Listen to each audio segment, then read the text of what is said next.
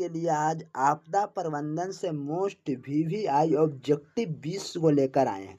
तो चलिए, आप लोग जो विद्यार्थी मेरे वास्टो ग्रुप में नहीं जुड़े हुए, कृपया मेरा वास्टो नंबर लिखिए 6379208294। ये मेरा वास्टव नंबर है, इस पर हाय हेलो कर आप लोग को भेज दीजिएगा तो वास्टव ग्रुप में जोड़ दिया जाएगा। तो चलिए फर्स्ट नंबर क्वेश्चन पर चलते हैं, यानी कि भूकंप का मापन किसके द्वारा होता है। तो भूकंप का मापन किसके द्वारा होता है, तो आप लोग कमेंट कीजिएगा। तो भूकंप का मापन किसके द्वारा होता है, तो चलिए ये रिएक्टर स्केल द्वारा, यानी कि सी बिल्कुल राइट आंसर हो गया। तो चलिए पहला का बिल्कुल राइट आंसर सी हो गया, यानी कि रिएक्टर स्केल द्वारा। तो अब चलते हैं दूसरा नंबर क्वेश्चन। दूसरा नंबर क्वेश्चन क्या कह रहा है कि नदियों में बाढ़ आने का प्रमुख कारण क्या है। तो आप लोग जल्दी से आप लोग कमेंट कीजिएगा कि नदियों में बाढ़ आने का प्रमुख कारण क्या है। तो ये भी दूसरा का बिल्कुल राइट आंसर हो जाएगा ए, यानी कि जल का अधिकता होना, यानी कि जल आप लोग का अधिक हो जाएगा नदी में आप लोग का, तो नदियों में आप लोग का बाढ़ आ जाता है। तो चलिए आप लोग जल्दी से कमेंट में जवाब दीजिएगा कि कितना आप लोग का 20 में सही हुआ और कितना गलत हुआ। तो आप लोग समझ में कमेंट में जवाब दीजिएगा। तो अब चलते हैं तीसरा नंबर क्वेश्चन। तीसरा नंबर क्वेश्चन क्या कह रहा है, तो ये भी आप लोग देख लीजिए कि इनमें से कौन सा प्रकृति आपदा नहीं है, यानी कि इनमें से कौन सा प्रकृति आपदा नहीं है। तो सुनामी नहीं है, कि बाढ़ नहीं, कि भूकंप नहीं, कि आतंकवाद नहीं। तो चलिए तीसरा का बिल्कुल राइट आंसर हो जाएगा डी, यानी कि आतंकवाद है वे। कि प्यारे प्यारे दोस्तों, यह प्रकृति आपदा नहीं है। जो सुनामी है वह प्रकृति आपदा है, बाढ़ प्रकृति आपदा है, भूकंप प्रकृति आपदा है, लेकिन आतंकवाद है वो प्रकृति आपदा नहीं है, ये मानव जनित आपदा है। तो चलिए तीसरा का बिल्कुल राइट आंसर डी हो गया। अब चलते हैं चौथे नंबर क्वेश्चन पर। तो चौथा नंबर क्वेश्चन क्या कर रहा है कि इनमें से कौन मानव जनित आपदा है, यानी कि इनमें से कौन सा मानव जनित आपदा है। तो सांप्रदायिक दंगे हो जाएगा, कि आतंकवाद हो जाएगा, कि महामारी हो जाएगा, कि उपयुक्त सभी हो जाएगा। तो ये पूरा ऑल दिस ऑल, यानी कि ये पूरा है ना, वह मानव जनित आपदा है। तो प्यारे प्यारे दोस्तों, तो ये पूरा है जो आप लोग को क्या है, तो मानव जनित आपदा है। तो चलिए सांप्रदायिक दंगे मानव द्वारा होता है, आतंकवाद है जो मानव द्वारा होता है, महामारी मानव द्वारा होता है। तो चलिए ऑल, यानी कि बिल्कुल राइट आंसर हो गया। अब चलते हैं पांचवें नंबर क्वेश्चन पर। पांचवा नंबर क्वेश्चन क्या कर रहा है, तो आप लोग देखिएगा कि भोपाल गैस त्रासदी किस प्रकार की आपदा थी, यानी कि भोपाल गैस त्रासदी किस प्रकार की आपदा थी।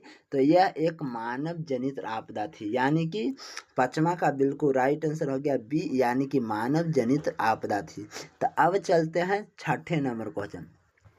छठा नंबर को बिल्कुल राइट आंसर क्या होगा, तो आपदा किससे कहते हैं। तो आपदा आप लोग जानते होंगे कि आप लोग आपदा किससे कहते हैं। तो आप लोग जानते होंगे प्यारे प्यारे दोस्तों कि प्रकृति आपदाओं के दुष्नियमों को काम करने के उपाय को जाना जाता है, उपाय किया जाता है, उससे हम लोग क्या कहते हैं, तो आपदा कहते हैं। तो ये बिल्कुल राइट आंसर हो गया, यानी कि छठा का बिल्कुल राइट आंसर सी हो गया था। अब चलते हैं सातवां नंबर क्वेश्चन पर। सातवां नंबर क्वेश्चन क्या कह रहा है कि इनमें से कौन सा मानव जनित आपदा है, यानी कि इनमें से कौन सा है जो मानव जनित आपदा नहीं है। तो नहीं कौन, सांप्रदायिक दंगे हो जाएगा, कि आतंकवाद हो जाएगा, कि रेल दुर्घटना। तो ये तीनों है जो मानव जनित आपदा है। तो यानी कि बिल्कुल राइट आंसर हो जाएगा, तो सातवां का बिल्कुल राइट आंसर डी हो जाएगा। अब चलते हैं प्यारे प्यारे दोस्तों आठवें नंबर क्वेश्चन पर। आठवां नंबर क्वेश्चन क्या कह रहा है कि सुनामी क्या है। तो सुनामी क्या है, तो आप लोग कमेंट कीजिएगा कि सुनामी क्या है। तो सुनामी एक प्रकार का विनाशकारी समुद्र लहर है। तो सुनामी क्या है, तो एक प्रकार का विनाशकारी समुद्र लहर है। तो अब चलते हैं नौवें नंबर क्वेश्चन पर। नौवां नंबर क्वेश्चन क्या कह रहा है कि बिहार में भूकंप कब आया। तो बिहार में भूकंप कब आया, तो आप लोग 1934 ईस्वी में बिहार में भूकंप आया था। कब आया था, तो 1934 ईस्वी में प्यारे प्यारे दोस्तों, तो बिहार में भूकंप आया था। चलिए ये बिल्कुल राइट आंसर। अब चलते हैं 10वां नंबर क्वेश्चन। 10वां नंबर क्वेश्चन क्या कर रहा है, भूकंप किस प्रकार का आपदा है। तो भूकंप यह एक प्रकृति आपदा है। तो क्या है, तो भूकंप एक प्रकार का प्रकृति आपदा है। तो अब चलते हैं 11 नंबर क्वेश्चन पर। 11 नंबर क्वेश्चन क्या कर रहा है कि महाराष्ट्र में भूकंप आने का मुख्य कारण क्या है। तो महाराष्ट्र में भूकंप आने का मुख्य कारण क्या है, तो कोयला बांध का निर्माण होना, यानी कि 11 का बिल्कुल राइट आंसर हो गया डी, कोयला बांध का निर्माण करने का कारण था। अब चलते हैं 12 नंबर क्वेश्चन।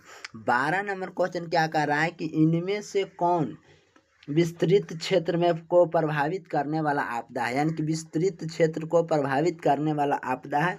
तो 12 का बिल्कुल राइट आंसर हो गया डी, यानी कि ओजोन परत का क्षरण। क्या हो जाएगा? ओजोन परत का क्षरण। तो अब चलते हैं 13 नंबर क्वेश्चन में। 13 नंबर क्वेश्चन क्या कर रहा है कि इनमें से कम विनाशकारी आपदा कौन है। तो इनमें से कौन विनाशकारी आपदा कम है, जो आप लोग कमेंट कीजिएगा। तो भूस्खलन है जो इनमें से कम विनाशकारी आपदा है, भूस्खलन। यानी कि भूस्खलन क्या होता है कि जो पहाड़ी को नज़दीक में रहता है वही को भूस्खलन आता है। तो पहाड़ में भूस्खलन आता है, लेकिन सुनामी है जो समुद्र में आता है, बाढ़ नदियों में आता है, गाँवों में आता है, सुखाड़ नदियों में किसानों के लिए सुखाड़ आता है। तो ये आप लोग का ज़्यादा क्षति करता है, लेकिन कम भूस्खलन क्षति करता है। तो अब चलते हैं 14 नंबर क्वेश्चन। 14 नंबर क्वेश्चन क्या कर रहा है कि सुनामी का प्रमुख कारण क्या है, यानी कि सुनामी का प्रमुख कारण क्या है प्यारे प्यारे दोस्तों। तो यह सुनामी का प्रमुख कारण हो जाएगा समुद्र में भूकंप का आना, यानी कि समुद्र में भूकंप का आना सुनामी का महत्वपूर्ण कारण है। अब चलते हैं 15 नंबर क्वेश्चन। 15 नंबर क्वेश्चन क्या करा है कि बंगाल की खाड़ी का चक्रवात किन महीनों में भयानक होता है, यानी कि बंगाल की खाड़ी का चक्रवात किन महीनों में भयानक होता है।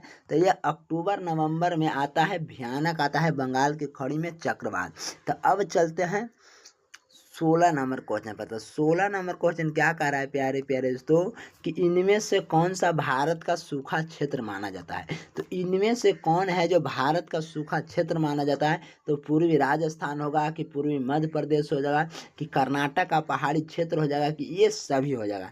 तो 16 का बिल्कुल राइट आंसर हो गया ई डी, यानी कि ये सभी है जो यह सूखा ये भारत को यानी कि सूखा माना जाता है। तो अब चलते हैं 17 नंबर क्वेश्चन पर। 17 नंबर क्वेश्चन क्या कर रहा है, तो ये भी आप लोग कमेंट कीजिएगा कि बाढ़ प्रबंधन में किस बात पर सबसे अधिक ध्यान देना चाहिए।